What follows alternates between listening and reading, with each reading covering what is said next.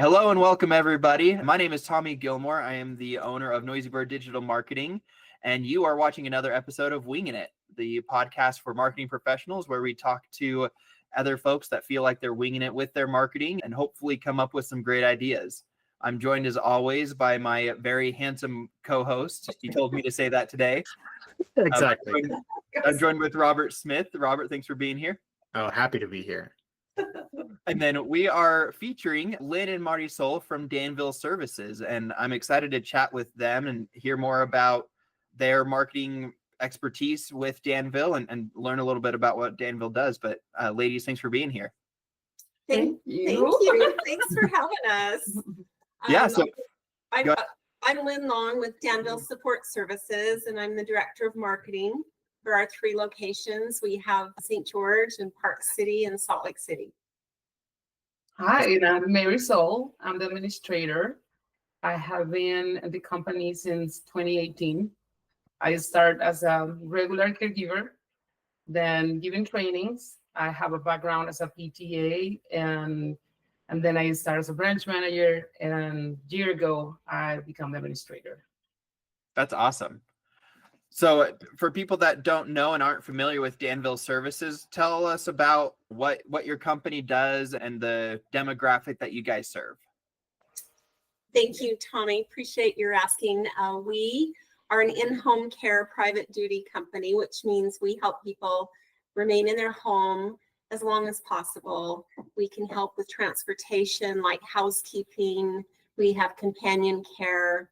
It can be as easy as going to church or taking them to the store, or it could be as difficult as hospice care, 24-hour around the clock, and helping that family get through so they can get some rest too. So we have a variety, and we are there to help when the family can't be there.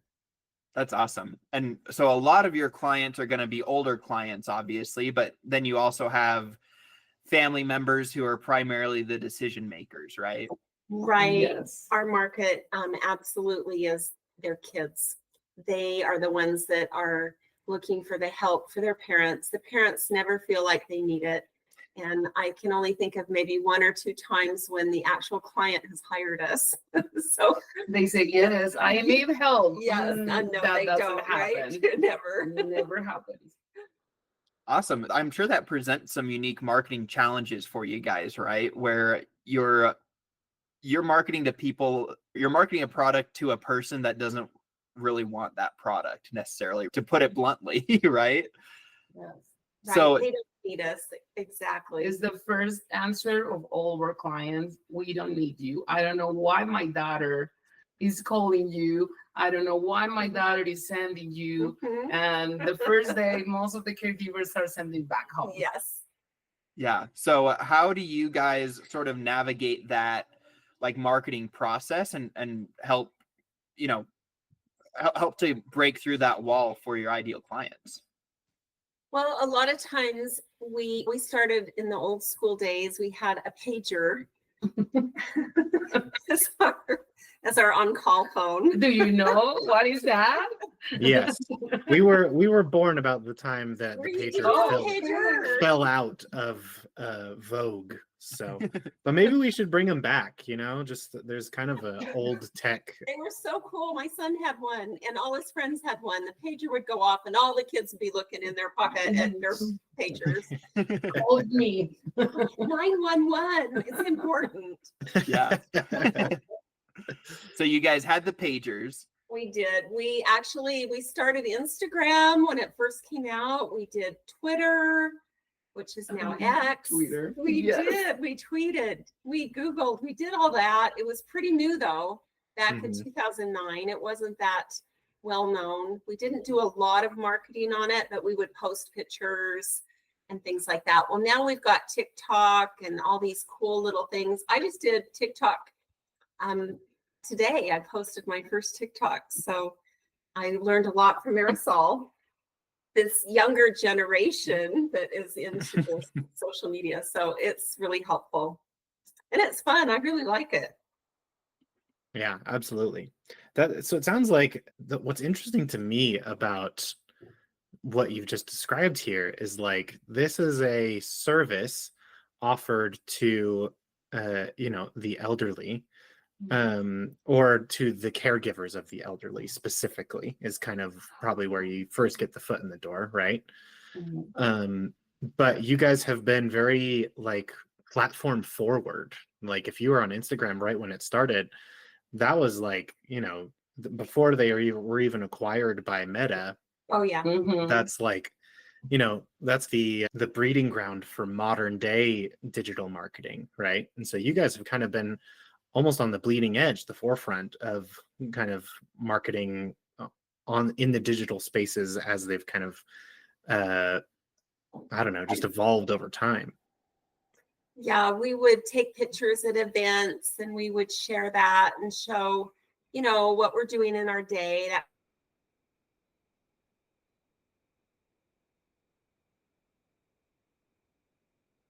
kind of thing. And then that, Yeah, there were no iPhones at the time. no cameras and taking those pictures and put it on the even a website or Instagram was really hard work. That I will say there wasn't a point that even we got lost. I think I had to take a picture from my digital camera Mhm. and connect it to my computer and upload it into my computer and then send it out Mhm. to these places.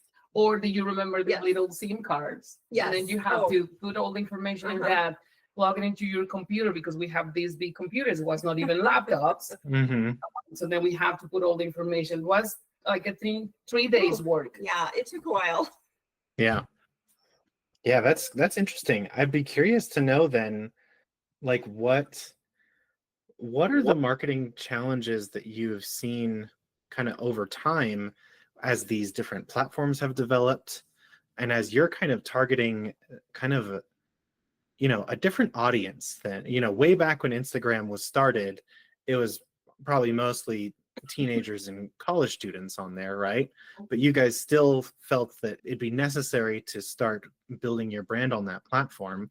And nowadays, like everyone uses these platforms, right? And that we've seen that more recently with TikTok, where initially TikTok, at least from a marketing perspective, a lot of people said, oh, don't market on TikTok, it's just for kids, like it's, unless you're marketing to 14-year-olds, they're like, that's the only market on there. But now like everyone's on TikTok, right? Like everyone is consuming that short form video. So I'm just curious, like what insights you guys have from watching these platforms develop and see what kind of strategies have worked for you guys over time. Well, I think in the olden days, we used to do the networking in person and meeting people in person and making an appointment. And we'd meet with families and then we'd go to events and we'd pass out our paper business cards and we'd follow up with a meeting, book a meeting from a meeting. And you'd be consistent and you'd see them every month. You'd have your top accounts and you'd just, hit that every month. Well, now it's all different. Now you've got all of these different platforms. And what we want to do is connect them together so that when they all come together, it goes to our website and we get leads from it. And that is just the hardest thing right now. I don't know why that's so hard. But at the same time, as you say about the different outlets that you have in different apps, yes, that is still right. So what we like to do, and we have been learning about that with all this challenge, all the apps change, I will say every day. Yeah. So we would like to see the reports about TikTok, what kind of people we see in that, what days, what hours, so that we can put something in there, who people is watching Instagram, Facebook, so all these different apps. And then it is interesting to learn how many days, like at the week, seniors are watching Facebook and what time to what time. So creating those reports and doing your ads in those hours, I think is what helps. But all of them are different, and learning about everyone, it's a lot of work because they all work different. Then you have to invest all this money in creating a video that is going to be 3 seconds, and TikTok, and that is going to be for the grandkid for your client in 3 months, right? So and then you have to be constant and putting on. And how many times are you going to put an ad in TikTok, or the ad is going to be on Instagram?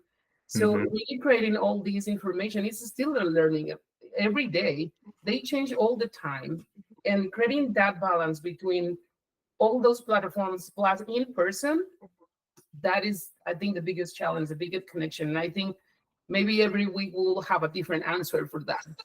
It is never the same. Yeah, Yeah. absolutely. So something that you're hitting on that I think is a challenge for everybody in the marketing space right now is how do we just keep up with the changes and the trends and things like that, right? And something that Robert and I try to do, and something that we at Noisy Bird do, is we actually put out a monthly newsletter that is designed to help marketing people and business owners to keep up with that. So if you're watching and you're like, I want to keep up with trends, I don't know how, we have a free resource. I know that there are other like newsletters and things like that. And at least for me, those newsletters are so great. When they hit my inbox, it's a nice kind of lull in my day when I'm like, okay, I'm going to read this newsletter. I'm going to learn something new in 5 minutes about, oh, TikTok is, changing their trends, or, oh, like we're seeing this algorithm change or this policy change in Google or whatever those things are, so that we can try to keep up and keep on top of those things, right? Hmm. It Yeah, I is- think. Go ahead. So yeah, I think is that tool is amazing. And other thing that we realize, and we are like very unique. We want to learn. We want to do it ourselves.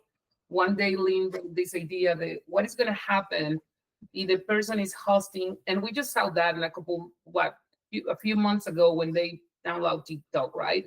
What is going to happen when the owners of that ad is going to be gone, or the people is hosting your website? Mhm. Then you don't have nothing.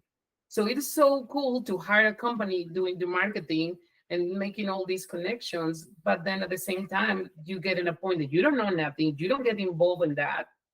And then if they're gone, then all your information, all your hard work in that, and all the money that you have to put in, it is gone. So that is another bigger challenge, that how everybody, and it's amazing that you guys can do that and have that too, because I think we all as a business, we need to learn, and we do our own self to do it. And spending all this time it can be overwhelmed, but Mhm. it's the best thing that we can do as everybody, and give it these tools and examples that this work for me, this work for me, this work for her, because everything and every day, something is going to work today, and tomorrow maybe it's not going to work. Yep, absolutely. And I think that is absolutely kind of at the core of what Tommy and I believe, is we don't think there are some marketing agencies out there that will charge you an arm and a leg, and then they don't tell you anything. They just say, hey, we'll handle it and we'll bring you some clients. And you might see a little bump in clients or a little bump in customers, right? But at the end of the day, you don't know what they're doing. And then we've had horror stories of, some people that we've spoken to where they're paying $4,000 a month for website maintenance. And it's like nothing has changed on the website for 10 years, and they're paying $4,000 a month. And then the moment that they wanted to stop making that payment, then that agency that they were working with was like, well, we own the domain, so you're going to have to go find your own website domain. And so it's just like this whole process where then, we were helping them figure out, well, what to do next. And I remember telling them like, yeah, if we went with this solution, it would cost $180. And they're like, oh, is that monthly? I was like, no, that's a year. That's how much it'll cost it for a year for your website to just host it with this service. And like, they just could not believe what was happening.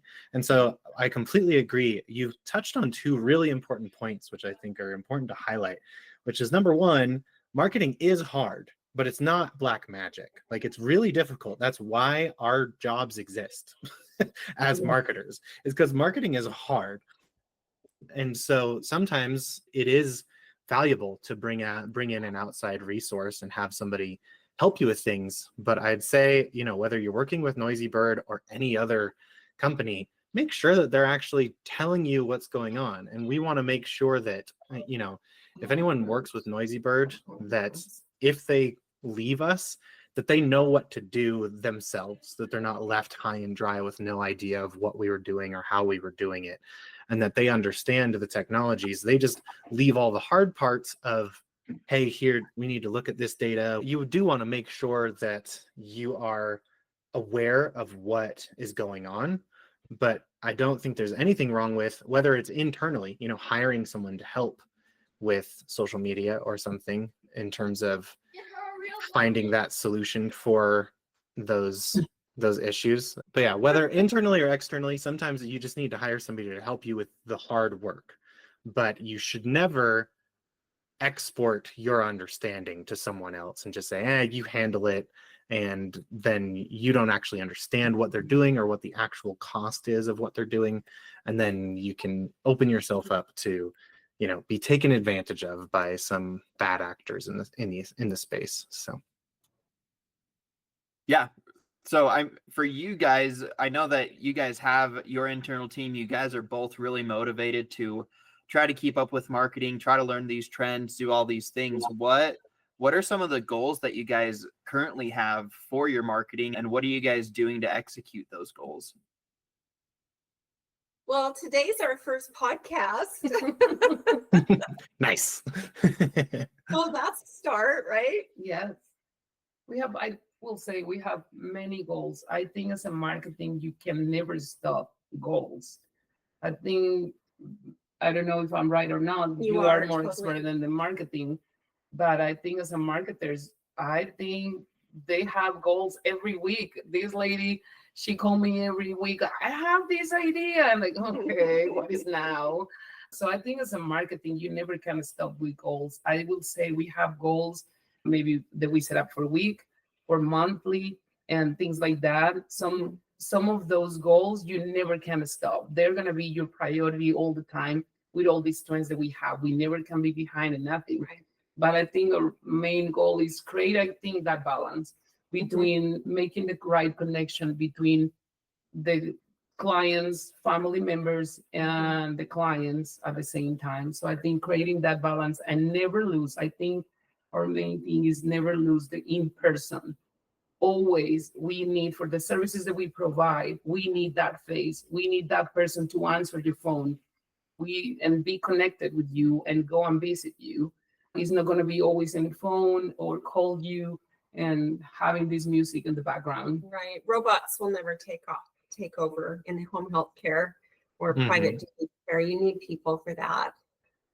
But we need to get the word out, and that's where you guys would come in definitely and help us with that. We're perfecting our newsletter right now, and we've done a newsletter for many, many years, but we keep changing it because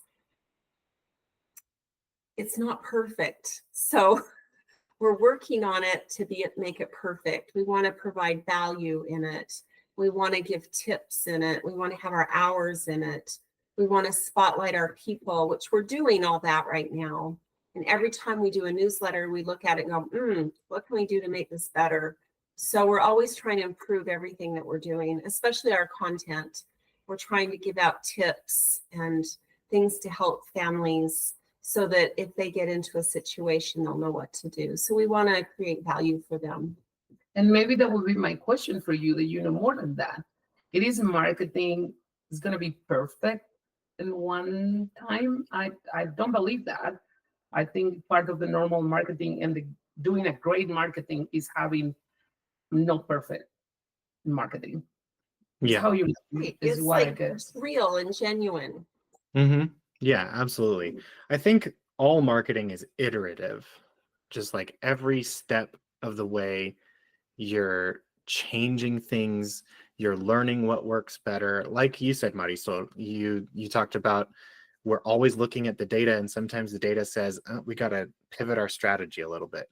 So you'll never find that perfect thing. And this is what we always tell people when talking about marketing. If you could come to me and I could say, I will triple your sales every month for the next forever, then Tommy and I would be bazillionaires by now. If we could guarantee that happens every time, then fantastic. But there really is no perfect one size fits all solution in marketing.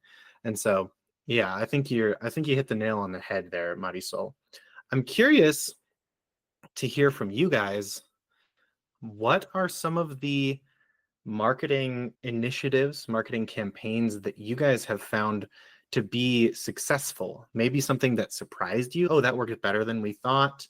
It sounds like in-person experience is really important, but it sounds like where the struggle is that lead list, finding the people to then pull them into the in-person experience. So are there any like recent experiences you guys had where you tried something and it just worked really well? I'd love to hear any of those insights.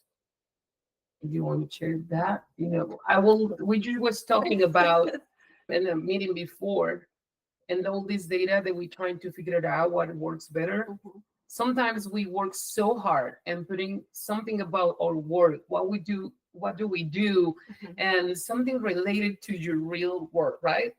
And then not Right? this Mhm. there, then days, 2, 3 views, not too much attention. Then And I put Mhm. my dog's face on our website and he gets a gazillion hits, So Yeah. I don't know, but I think challenges are good. I think if you can get a challenge going, or if you ask questions, or if you do a contest, I think that always gets a lot of feedback, and that could be helpful to do a giveaway, something like that. And I think we both have the same experience. I think people likes to hear real situations, Stories, real stories. stories. They really want to know about what you do in a kind way, and instead of what product are you selling. Mhm. It is totally Mhm. different about a real situation, a real Like, experience. what did you do today? What did your caregiver do? Mhm. And here's an example. So one of our staff took a little lady to the zoo, and she's got dementia. She won't remember that tomorrow. And she took her to the zoo and took pictures, and then put those pictures in a scrapbook so that she could relive that beautiful day at the zoo every day if she wants. And they could look at the pictures and say, oh, look at this beautiful giraffe, and look at all these things we did. And so those Mhm. are some of the things that we can do with families, and write a journal with them and remember their past, because they do remember a lot of things in their past. And then again, not all of our clients are seniors. A lot of them could be, autistic children. They could be, we've helped, twins before. So it's really any age. I had a lady that was really fit and great, but she had both her knees done at the same time. So she had no weight bearing and needed to have that extra help. And it's just temporary, but we're there to help when those needs come up. Yeah, and so I mean, it sounds like what's working for you guys is trying to tell these stories, right? Talking Mhm. about, not just, oh, we help seniors we help them go to the grocery store or do that, but really, like, the story is we compassionately give you your independence for as long as we can. So for some simple example of that, if I put something on my website, with Danville, we offer taking your grandpa to the grocery store, No, a beautiful commercial. That. But if I put the caregiver having fun, dancing in the grocery store with that lady, or playing in the halls in the store, that is going to bring you millions of views. Yeah. Mhm. It's about joy. A lot of it's Mhm. just sharing joy and having fun and making a situation just memorable. A better situation. Mhm. Yeah, Mhm. absolutely. This is something that I don't know who the first marketer was that said it, but it's that people don't buy products, they buy solutions and experiences.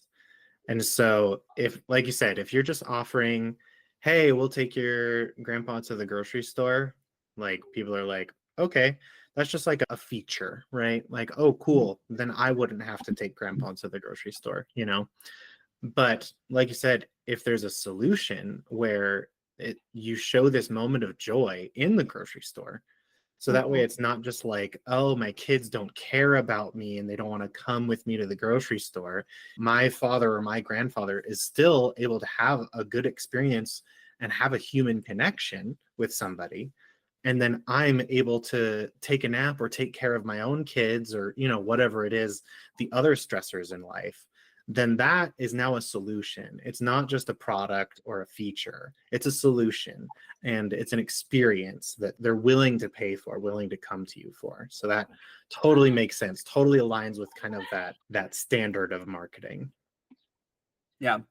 So something that we like to do, we've kind of jumped into this a little bit already. So I wanted to do some brainstorming.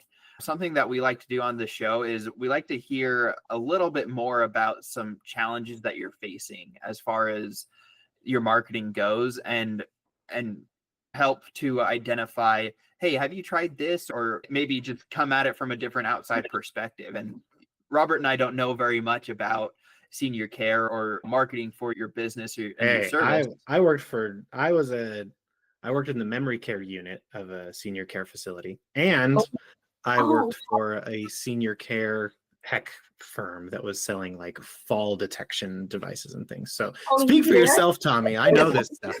So I don't know anything. Robert knows everything. So we're gonna but what we wanted to do is just brainstorm a couple of ideas with you guys and say, hey, if we were in your position, maybe it would be worth trying this or coming at this from this angle. Because I feel like now we have a pretty good idea of, hey, this is what we're doing. These are some of the challenges we're facing. These are the things we are trying and that are kind of working or maybe aren't working. We'd love to help brainstorm some functional ideas so that not only you guys, but people that are watching hopefully can say, oh, what if I tried something similar with my business? Tell us. Yeah. I do have a question. I would like to know how you get leads on your website. That seems to be the $64,000 question from our website people, because they cannot seem to figure it out. And if I could get leads on that would be great. But what I also want are buttons. So if someone goes to our website, we can offer like tips, what to say to someone with dementia, or another little packet that says, what can I do with my grandparents? What would they enjoy doing? They've got dementia. I don't know what to say or do. So little informational packets for different situations. And for some reason, that seems to be a really difficult thing. And that's something I would love to find out about. That would be one of the biggest questions in that. Is the best to have a link to our website and then have all those tips in a YouTube channel, or really have everything on the website? But then sometimes when you are trying to do the YouTube channel, take forever to download and open the video. But if you have it in your website, then it's instant. It is. So it is I think that would be the biggest question for us. Right. We would love that. Whew. Okay, so let me just clarify your question really fast, so we don't just go off on a tangent in the wrong direction. So you're not asking how technically do we capture leads. You're asking how do we get more people to the website and then capture those leads. Is that what you're asking? Well, I want both. Well, I think it's okay. both. Okay, both. I think, yeah.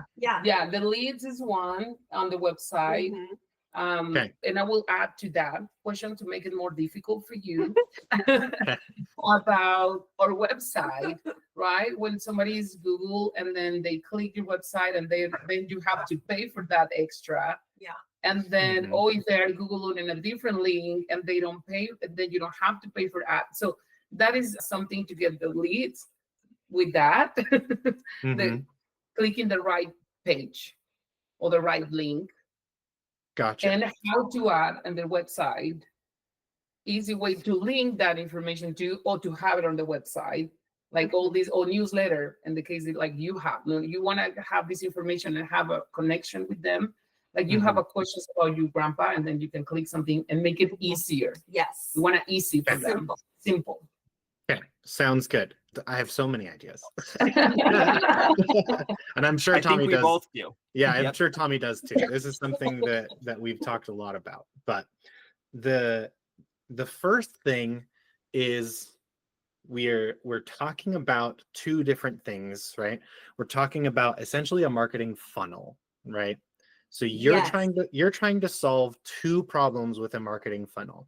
You're trying to get more people to come into the funnel, And then you're also trying to increase the bottom of the funnel to capture as many of those people into your list as possible, right?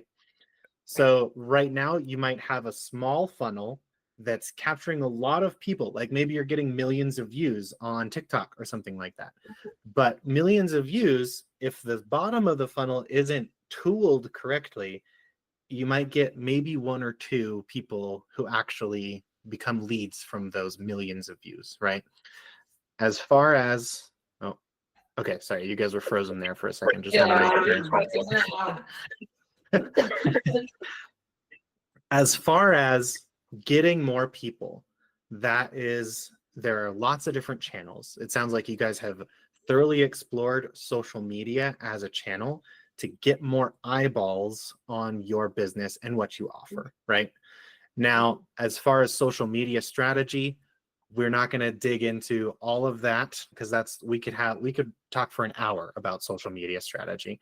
So we'll just kind of go higher level on some of these topics, but there are basically, if you're outside of even on social media, there are kind of 2 primary channels that you can explore, which is organic visitors to your website, which means you did not pay for them.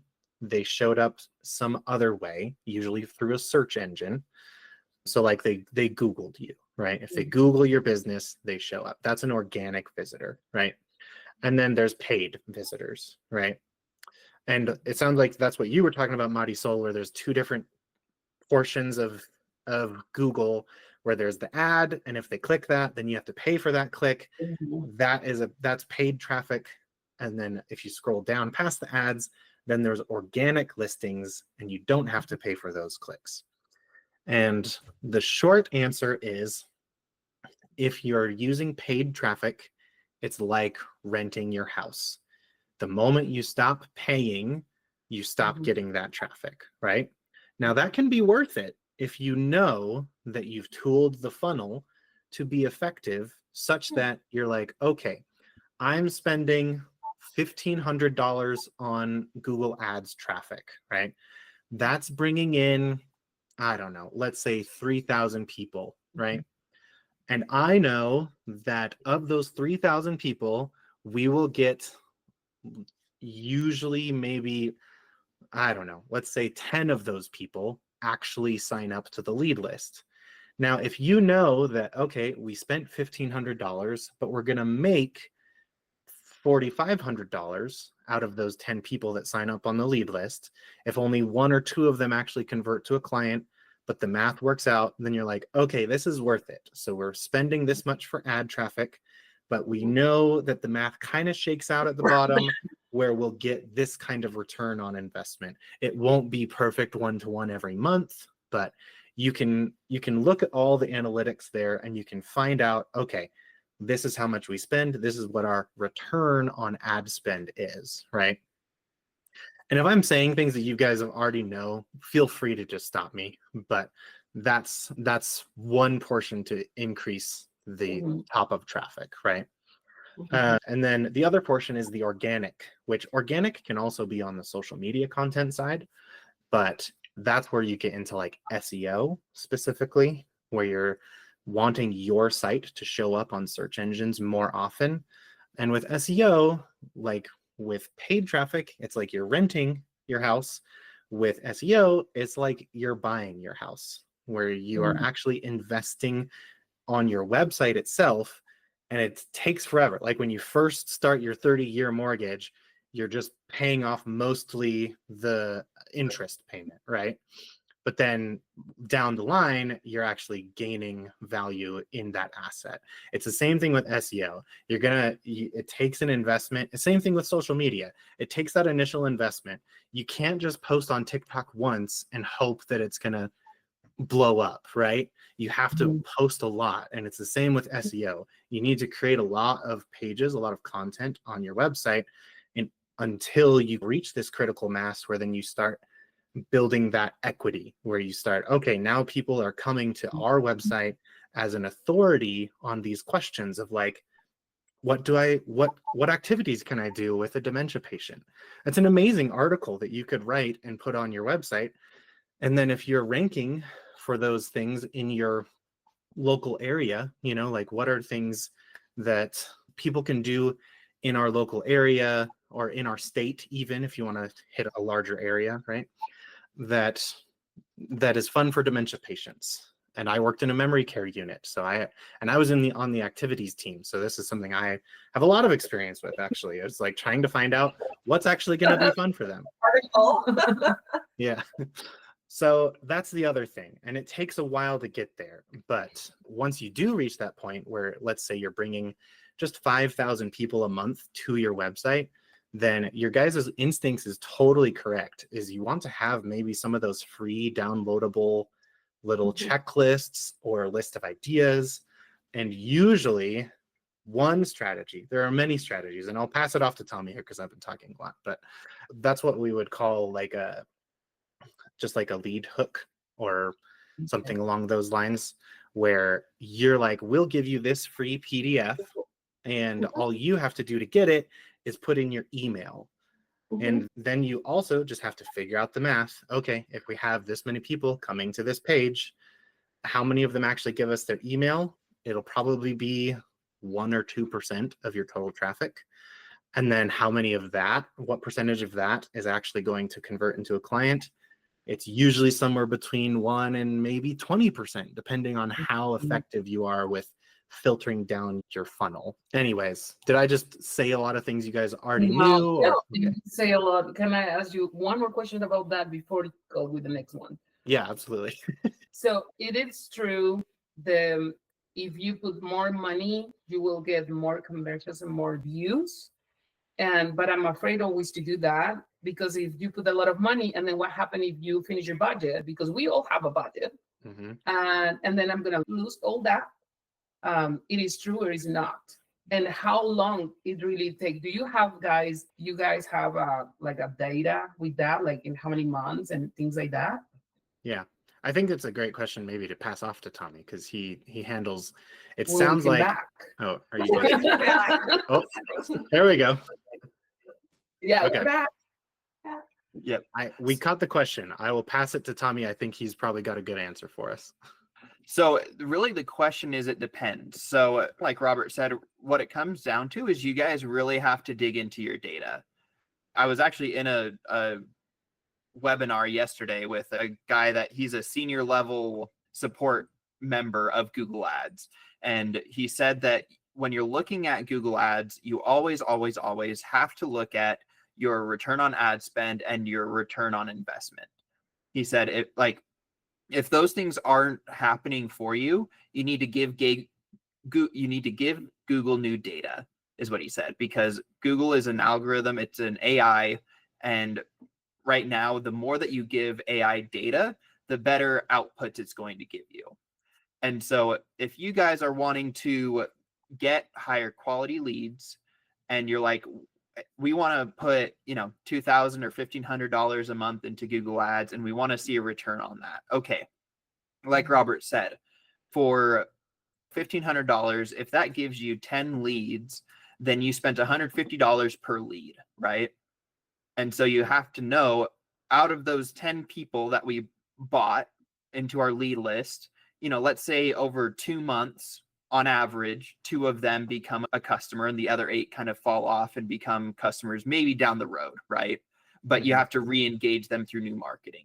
So you can say, from these 2 customers, they each bring, for the simple math, call it $2,200. And so from your ads, you put in $1,500 and you got $4,500 out. That means every dollar you put into Google, you get $3 out. That's so simple to say, I can put money into this machine all day, every day. And I can go to my boss and say, give me more dollars to put into this $3 machine, right? Yeah. Yeah, you guys have amazing questions. Yeah, a caveat on that, though, is almost every system, Google Ads, Meta, social media, almost everything has diminishing returns over time. So great, if you put in 1,500 and you get 4,500 back from a Google Ads push, if you double that and you spend 3,000, then rather than get 9,000, you might get 8,000 back. Still worth it. Mhm. That's not like, usually you hit those scaling problems when you go astronomically higher. So if you went from 1,500 to say 15,000 a month in ad spend, it wouldn't just guarantee that, okay, if we put in 15,000, we'll get 45,000 back. Like you might get 40,000 back or 35,000 back. Still potentially worth it, but that's where you have to really keep in mind, like, how is all of this going to work? It doesn't mean that it's not worth it. It just, what it really means is, like you guys have been doing, it's important to stay on top of evolving platforms and to diversify your marketing to lots of different channels. So you wouldn't want to put all of your marketing budget into Google Ads, even if it was working really incredibly, because the moment that something changes there, then it drops and you're spending 15,000, but you're only getting 10,000 back because Google decided to change their algorithm for whatever reason, then you're stuck, right? But if you have the marketing budget split between Google Ads, Meta, SEO efforts, social media, if you have all of those things kind of working in tandem, not only does that mean that you don't have all your eggs in one basket, but all of the platforms help each other. So if you have an amazing blog post for SEO purposes, and then you have that lead capture of a free PDF, you could actually start pushing some Google ad spend to nudge people towards that article and then capture leads that way. And so they can actually assist each other with like a multi-platform marketing approach. And so that's usually what we recommend is, you know, especially for well-established companies like the one you guys are working for, that it's not as much like guerrilla marketing tactics, right? Like you guys, you've been in the business a while, you know what you're doing. It's just a question of getting more people here, right? And so for your guys' case, I would definitely say that you guys are on top of it with tackling multiple social media platforms. I think that's huge and really important. It just keeps you guys as part of the conversation. Yeah. Any thoughts on that, Tommy? I can see ideas behind your eyes. No, I was going to say, I think that you read my mind, because I was going to go to omni-channel marketing. Like Yes. that was going to be my point when they asked about, hey, how do we enter people into this lead list? For the top of your funnel, to get people to become aware of your brand, and then to get them to understand the added value that you bring, you don't have to reinvent the wheel every time. I think that's where, as marketers, we get really overwhelmed, is we say, oh, I have to plan out this blog post, and oh, I have to, you know, write the newsletter, and oh man, I have to craft this social media post. And you don't have to do all of that, because what you can do is you can say, okay, over the last month, I made, let's call it even 4 pieces of content on social media. And this one was the clear winner. Like it had, you know, 5 times the amount of views of the other ones. And let's say it's about, you know, things to do with a loved one with dementia. Man, people have this question. They're engaging with it. Social media is pushing it out. Cool. That's the topic for my blog this month. And that blog, I'm going to link to that blog on my newsletter for the month that I send out to people. And the blog is also going to talk about my social media post, and it's going to link to it. And so all of these things, it feels like, oh man, I have to do all of these things, but you can have AI write a script of your social media post, feed that into AI and say, now write me a blog about this. And it'll give you a pretty good first draft of the blog. You sit down, you edit that blog, and you say, now give me a 300 or 400 word newsletter. Boom, it's going to take that blog, it's going to condense it into a newsletter. And now you've done so much less work. And that's not to say that we're lazy as marketers. It's saying we have to be efficient in today's world, because we have to channel in 20 different channels to get anything done. And so we have to be efficient. We have to be really smart with how we put effort into these channels. And so if you guys are like, we love social media, we're going to kill it on social media, that's where we're putting our creative energy, do that. And then look at your analytics and say, oh, this is the topic people really resonated with this month. And we're going to use the other channels and just complement what we've done with our creativity already. Mm-hmm. And then even for those conversion type channels, which is usually paid. So if you're paying for Google ads or Meta ads, then you can also use that to inform those, where it's like like you guys said, the message that's resonating is having fun at the grocery store. And so then your ad campaigns can be focused on, okay, what people care about is joy. So you can stand out among the Google ads or the Meta ads by focusing on that experience of taking, okay, this is what really resonated on social media. Let's push out an ad campaign and say, sign up with us or give us your email so we can have a conversation with you to make sure that your parents with dementia enjoy their life, things like that. Like you can have all of that inform all of the other processes. So did we answer your question? I love that. Yes, No, it's thank great you. information. I love that about the Omnichannel, because you're taking the blog and you're continuing that idea throughout the whole platform of Facebook or Instagram. And then you link that all to your website. And then at that point, you have those tidbits that people can grab, and that shows value. So that's really helpful. And it's really good to know. It is a lot of this misinformation with all new agencies about marketing. Put all this money only in Google, but then they don't say nothing. Some of them, they are telling you invest more in here, and they don't say nothing. Oh, you will do your social media, Facebook and Instagram. We will take care of Google. So, but at the same time, what are you telling us is all have to be connected. All has to be the same amount, a little bit here, a little bit in there. So then to make one. That's great information. So that's great information. Really good, you guys. Yeah, all of the results should be informing your other channels. And it doesn't have to be perfect. It's going to be messy. And I think that's one thing where, Lynn, you were kind of like talking about hoping to achieve like the perfect newsletter. And I'm sorry to tell you, but it's probably doesn't exist. There's never going to be. It probably doesn't exist. You're probably always going to be tweaking things, making it a little different, making it a little like maybe adding some humor or adding more images or whatever. All of that's going to happen. And the process is going to be a little messy. But especially like you're saying, Marisol, if somebody comes to you and says, hey, pay me, I'll do your Google ads and I'll talk to you, once every 2 months and just let me know if it's working for you guys. Like that could work. Like, I'm not saying that those kinds of channels don't work sometimes, but if you're working with an agency or even someone internally who isn't having that conversation of, hey, this really blew up on our social channel, can we include that in a marketing campaign? And if that conversation isn't happening, then you're not allowing for those platforms to boost each other. We're back. Oh, sorry. Yeah.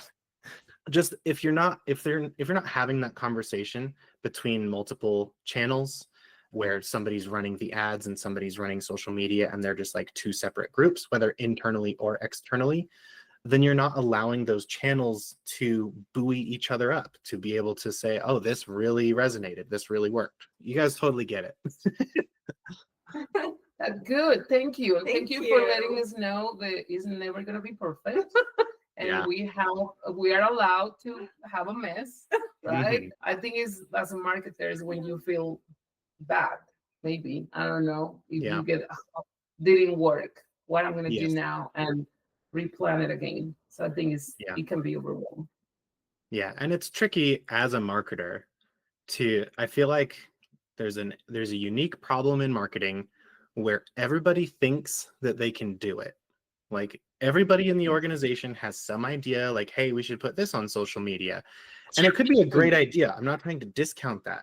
But usually it's really easy to walk into a marketer's office and say, hey, we should do this, and then leave. It's like way harder to actually execute on that plan and make sure it's effective, right?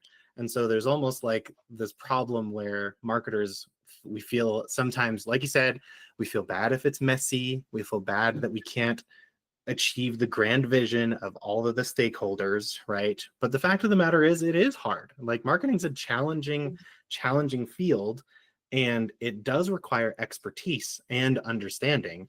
And sometimes you have to justify your job or your campaign, because sometimes things just bomb, things just don't work, and that's not necessarily your fault, because the only way to succeed in marketing is to keep trying things. Like, you can't, if you have the most amazing ad campaign, like it just blows up, like the lead list is just packed full, everyone loves you, then that's great.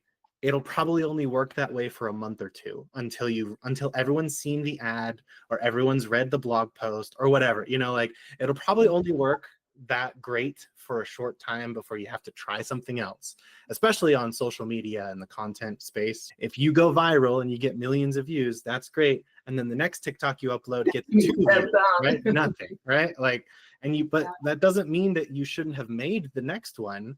It's just the only way that you can actually achieve that virality is by continuing to create, right? Yeah. Well, ladies, this was super fun. I learned a lot of things. I love talking to Robert because I feel like I learn a lot from him. And I've also learned a lot from you guys. I love what you guys are asking about. And I think a lot of marketing professionals have these questions of, how do I make these things cohesive? How do I focus on the bottom of my funnel and my website to get it to convert and things like that? And something that we've put together a free checklist as well on our website.